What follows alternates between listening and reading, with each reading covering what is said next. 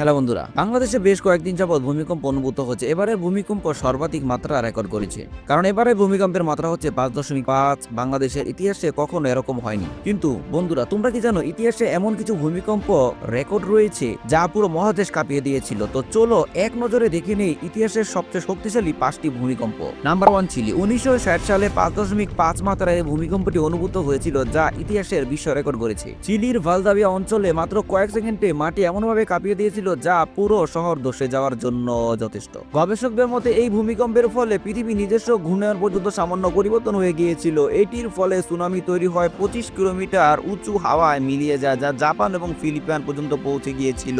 Number 2, Alaska, USA. 1964 সালে 9.2 মাত্রার এই ভূমিকম্পটি কয়েক সেকেন্ডে ধসে দিতে পারত হাজার হাজার শহর, কিন্তু এটি ছিল 240 সেকেন্ডের। মাটির নিচে বিশাল ফাটল তৈরি হয়, রাস্তা পুরো 10 ফুট পর্যন্ত নিচে নেমে যায়। এটি এতই শক্তিশালী ছিল যে উত্তর আমেরিকার ভূপ্লেট নতুনভাবে সাজিয়ে দেয়। Number 3, Indian ocean. 2004 সালে অনুভূত হওয়া 9.1 মাত্রার এই ভূমিকম্পটি ইন্দোনেশিয়ার 1300 কিলোমিটার লম্বা ফাটল সেকেন্ডের মধ্যে খুলে যায়। এর ফলে সৃষ্টি হয় বিশ্বের সবচেয়ে ভয়াবহ সুনামি। ঢেউয়ের উচ্চতা ছিল 30 মিটার পর্যন্ত, আর এক লাফে বাংলাদেশ, ভারত, শ্রীলঙ্কা, থাইল্যান্ড সহ 14টি দেশে আছড়ে পড়ে। সব মিলিয়ে 3 লাখের বেশি মানুষ প্রাণ হারায়। Number 4, Japan. 2011 সালে 9.1 মাত্রার এই ভূমিকম্পটি অনুভূত হয়েছিল জাপানের তোহাকু অঞ্চলে। কিন্তু সবচেয়ে ভয়ঙ্কর বিষয় হলো সুনামি, যা 38 মিটার পর্যন্ত উঠে যায়। এই ভূমিকম্পের ফলে পুরো শহর যেন পানিতে হারিয়ে যায়, হাজার হাজার মানুষ নিহত হয় এবং ফুকুশিমা নিউক্লিয়ার পাওয়ার প্ল্যান্টে বিশাল বিস্ফোরণ ঘটে, যা বিশ্বব্যাপী আতঙ্ক ছড়িয়ে পড়ে। Number 5, Russia. 1952 সালে অনুভূত হওয়া 9.0 মাত্রার এই ভূমিকম্পটি ছিল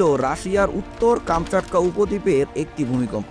এখনকার জনসংখ্যার তুলনায় কম হলেও এর প্রভাব ছিল বিশাল। এমনকি শক্তিশালী সুনামিও তৈরি হয়, যার ঢেউ আলাস্কা পর্যন্ত পৌঁছে যায় এবং ক্যালিফোর্নিয়ার উপকূলেও আঘাত হানে।